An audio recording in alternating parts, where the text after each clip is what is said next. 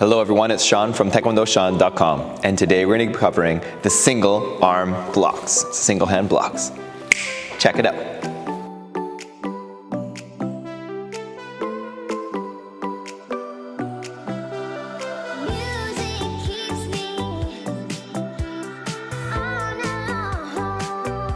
Guys, guess what?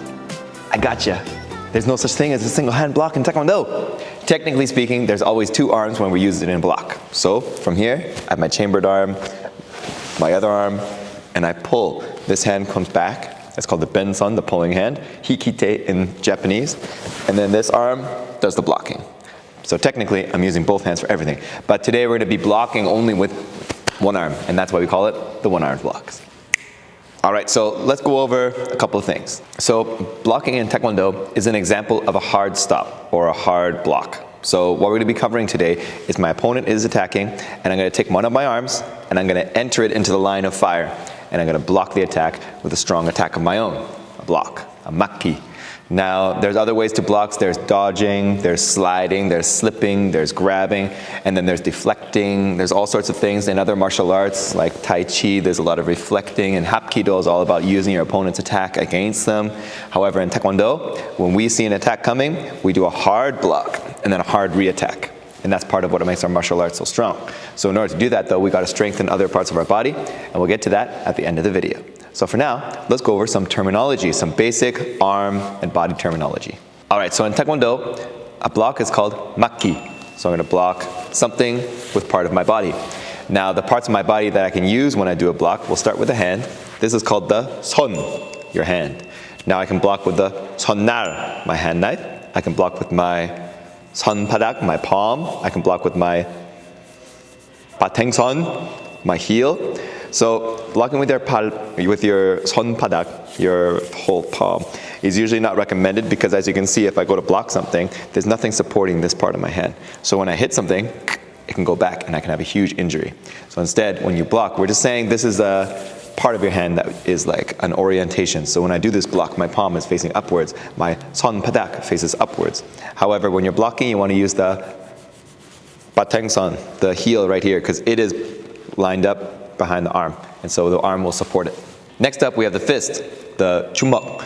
Make sure you have here is flat. You've squeezed all your fingers together. Your thumb is placed over top of your index and your middle finger, and make sure your wrist is lined up whenever you do any of the blocks of the fist. And then we also have the forearm. We have the inner forearm, the Pituromaki, and then the outer forearm, the patenson.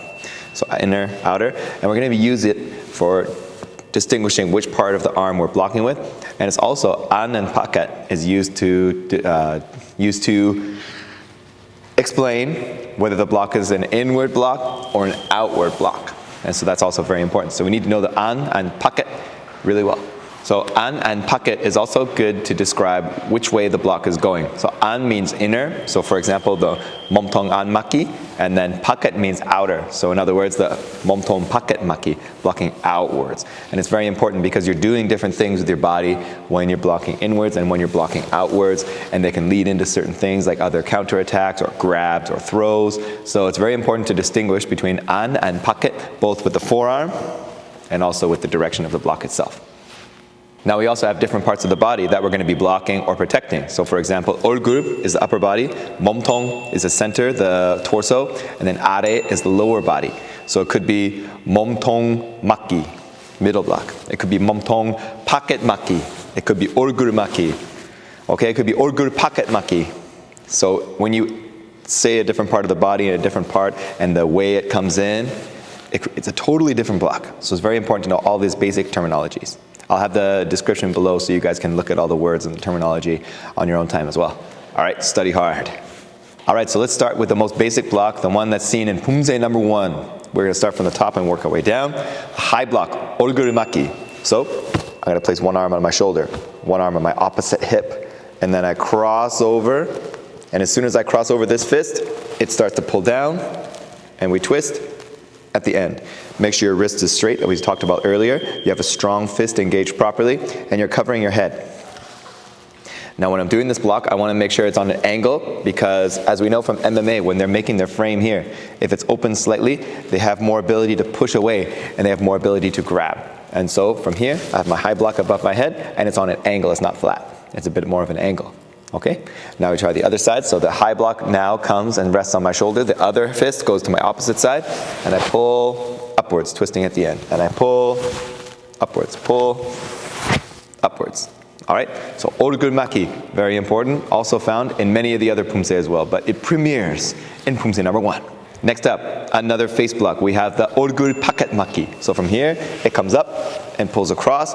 Now this makes it premiere in poomsae number 6, Taegeuk Jang, when we do our face block and punch, front kick punch, in the middle of the poomsae. Now, let's say someone's trying to attack the front or the head on the side.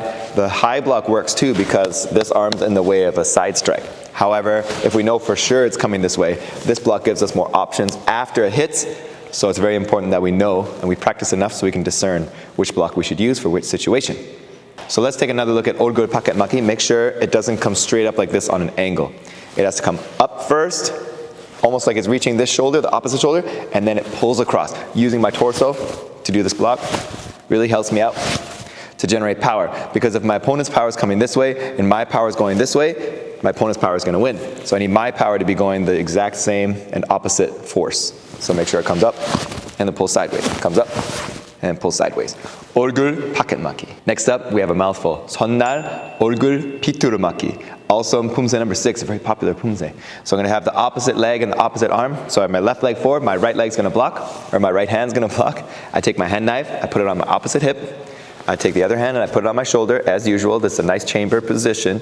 And then from here it comes up and blocks.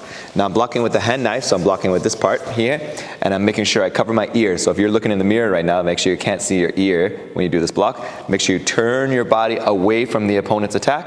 And then here, my hand sits not too far away, not too close. Perfect distance here, just like a face block, but now with a hand knife. And then we're twisting, so it's called Pituromaki. Olgul Bakkat Pituromaki. All right, so next up we have the Momtong ammaki. So an means inner, Momtong means middle, and maki means block. So the inward middle block. All right, now this block is seen in poomsae number 1. It makes its premiere, but it's also in many of the other poomsaes as well. So make sure you make your fist, your Jumeok, make sure your arm is straight, make sure the angle is 90 degrees, even slightly greater, and then you twist at the end. Now we can verify that we've done a good middle block because our elbow is pointing down. So gravity is going to help us out with this one, and that it's also pointing in my belly button. And we've entered our body line to make it a middle block, because this is the middle of my body, and my block enters to the middle. So one more time from the other side. I spin it in, twist at the end. Spin it in, twist at the end. Now things to avoid with the middle block, we want to make sure that we don't let our elbow go different distances from our body throughout the block. So a lot of students try to whip the arm like this. A lot of practitioners trying to whip the nene. No way. Make sure if it's here, when I finish, same distance. Here, same distance. So the arm structure stays the same, and I'm blocking with my wrist here, or my forearm. Now this is a beginner block because I'm not sure. Maybe I'm versing a beginner, I don't know where they're going to attack me, or I'm a beginner and I don't know where the experienced person is going to attack me, and so I block with my forearm. It's a very large, broad spectrum block, so it's blocking a large area. So just make sure you swing it in, and the forearm is strong enough that it's going to block whatever comes in.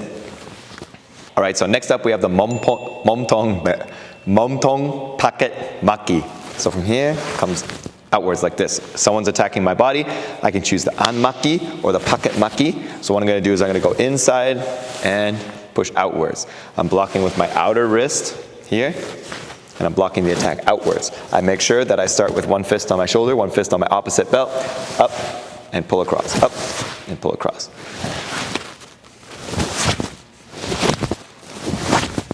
All right, now it's very important that you relax and then hard at the end. And after you block, sometimes you move your body away from it, and then sometimes you can even use it as a grab or a push or some kind of other technique. So just make sure you guys block strong. All right, now moving forward, we have the Maki. So Maki is a side block. We see it a lot in back stance with a hand knife or a fist in poomsae. It makes its premiere in poomsae number 3, Taegeuk Samjang. After we do our hand knife neck strikes, we turn into our back stance, and we perform our Maki. Sonna, Han Sonna Maki. So from here, we come up and we block. So we're making sure we start on the opposite hip. Seems to be a theme. The opposite shoulder, up to about just above your shoulder height, and then pull down. Make sure as you pull, you twist at the end, and you're blocking with the sonnar, the hand knife, like this. Now you can also block with the fist, blocking with your hammer fist, your Jumeok here. And then, same thing, start on the opposite fist, opposite shoulder, up and pull, up and pull. By going up, you're allowing gravity to help you when you do this block. The fact that the elbow is pointing down means that gravity is going to help you again. And we're also starting as far away, starting here, to where the block's going to finish, so it allows us maximum time to execute the block properly. Now I'm going to take this moment as an opportunity to talk about the kinetic chain. Science time. So a chain has links, and when you pull the first link, it pulls the second link, and then the third link, and then the fourth link, and then it whips like this. Now your arm is the same thing. You have your first link is your shoulder, second link is your elbow, and third link is your wrist. And so when I perform this side block, I'm pulling with my shoulder, which pulls my elbow, which pulls my wrist, and then I'm able to execute the block properly. I'm able to execute the Maki strong, the down block strong. So you want to make sure whenever you do a block like this that you're engaging the kinetic chain. You're totally relaxed, because a chain that's like frozen isn't going to go fast and whip. It's more like a sword or a bat. So what you want is you want it to be nice and loose and relaxed, and then you use the kinetic chain to increase the power that you have in an instant. Because remember, our creator was a very small martial artist guy. So he wasn't as strong as some people, he wasn't as fast. So what he would do is he would use these techniques, the kinetic chain, the relaxing, and then the hard power at the very end. And this technique to increase his power in an instant when it's needed, so that even smaller people can take on the bigger people in a self-defense situation when it's required. And we can do amazing things that, you know, humans shouldn't be able to do, like smacking ice blocks and bricks and breaking stuff. So when you're doing Taekwondo, make sure you try to relax and then strong. And when you're doing a block like the Maki, that you engage the kinetic chain properly. And then you guys are going to be so strong enough to block. All right, so earlier we introduced you to the Batangson Makki. So now what we're going to do is the Batangson nulomaki. So your hand, palm, heel, pressing block. So what we're going to do is you're going to raise it up, elbow here, and pull down, and pull down. Good. Other side, and block, and block. Good. So this block comes down, and you're blocking with the heel or the wrist. Whether it's a foot coming in, you'll be blocking the shin, or if it's a fist coming in, you'll be blocking the wrist or the forearm. Just make sure you don't wait too long, because then you won't be blocking anything. So make sure as the block comes down, you're blocking. And you can also use it with a step back and sweep down. There's lots of different ways to use it. However, the block itself finishes in this position when you're performing it on its own or in some kind of test or exam. So Batangson nulomaki, we see this in Koryo.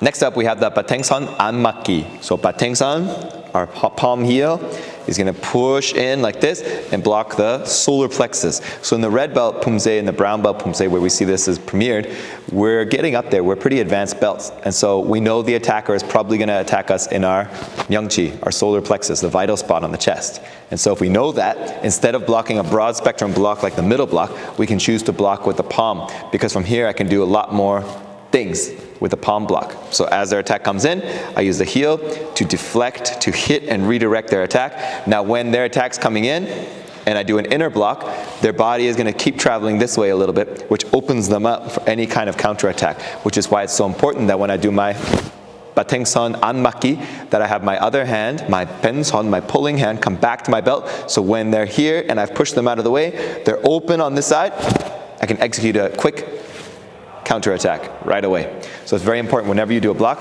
that the other hand pulls back to your belt when you do it right away. So remember, relax, heart, relax, heart, starting just above your shoulder and pulling inwards, blocking with the palm.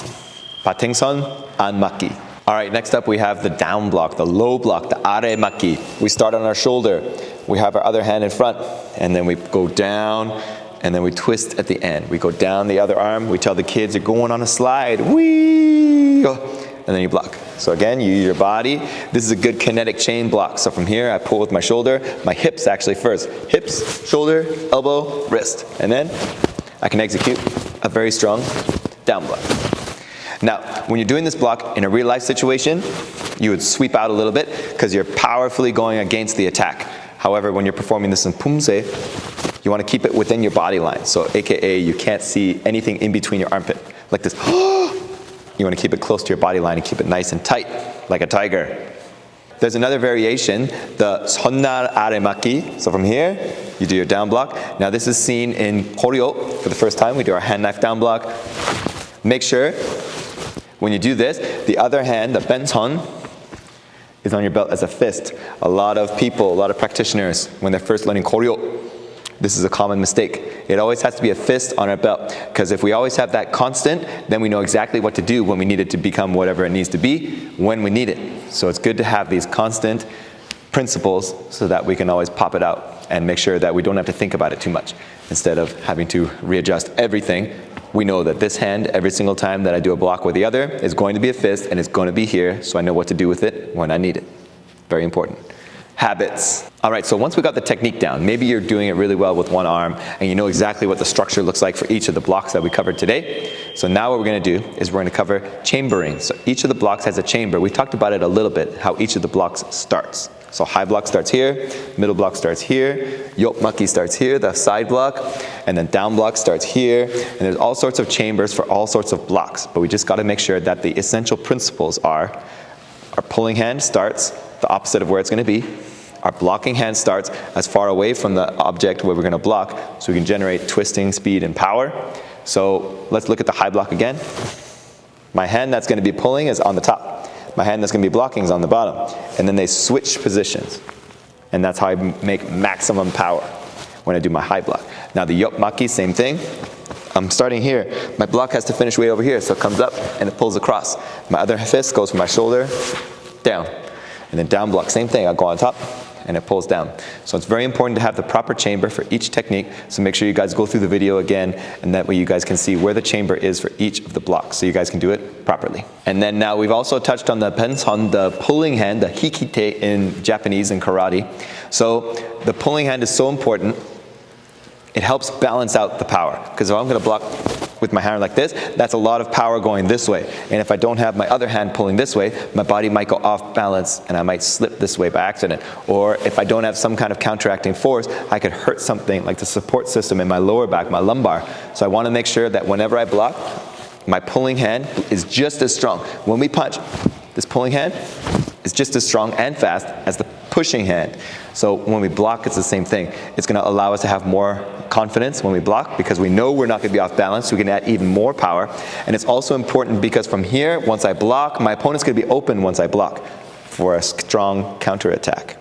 Okay, so make sure every time you do a block, your pulling hand always goes back to the same spot and it's always ready to go when you need it. Now I have one forearm strengthening exercise, because the forearm is where we get our power from our hand knife and our fist and our wrist. So the forearm is very important.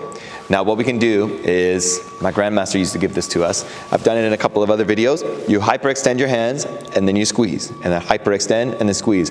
Open, close, 10 times. Then you keep your arms straight, don't bend your arms at all. And then you do it 10 more times. And then arms straight, 10 more times. And then you bring it to the front. Your palms were down, now your palms are facing each other. 10 times, 10 times, 10 times. And then you bring it back, your palms are facing upwards. Squeeze 10 times. Facing backwards 10 times, facing up 10 times, and then your palms facing away from each other, your son badak facing away from each other, and then 10 squeezes. Keep your arms straight, 10 squeezes, 10 squeezes, and then if that's not enough, you're still feeling so good, sir, I can keep going.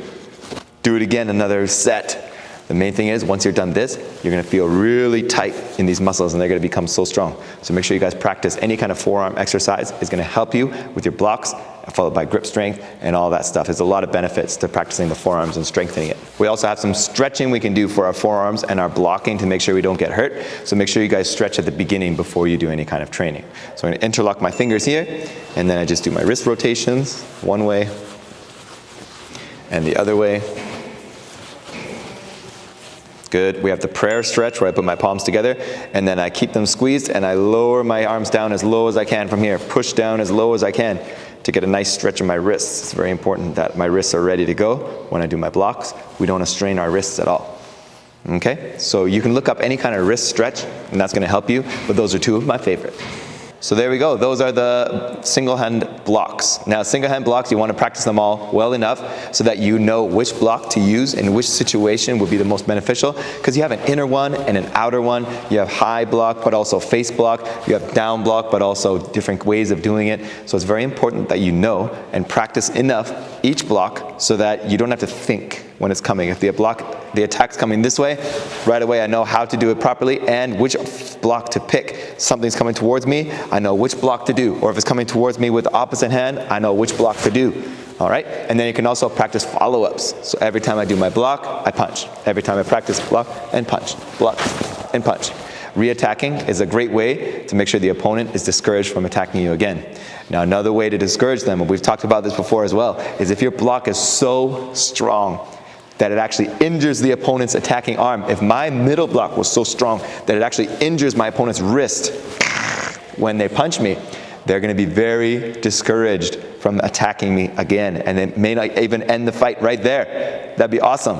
Because remember, we're not trying to win. We're just trying not to lose in a self-defense situation. That's the mindset we go in with. All right, so make sure you're practicing enough. We have makiwara, we have the hard wooden things where you hit it hundreds and thousands of times to strengthen your fist, your forearms, and make sure that when something does come and you block, the other person's going to think twice about attacking you again. You know what they say in Taekwondo blocking? What's the best defense? Offense and defense at the same time. All right, so make sure you guys train your blocks well enough so that you know what to do with them when they're required. Hopefully you never need them, but like they say, it's better to be a gardener in the war than the poomsae. Make sure you guys practice well enough, because as you know, it's better to be the warrior in the garden than the gardener in the war. So it's better to practice these blocks knowing full well you'll never need them, you'll never use them. But then if there was a situation that you did need them, you can use them right away and pull out the right one at the right time with the right technique to protect yourself. So train hard, and we'll see you guys on the mats.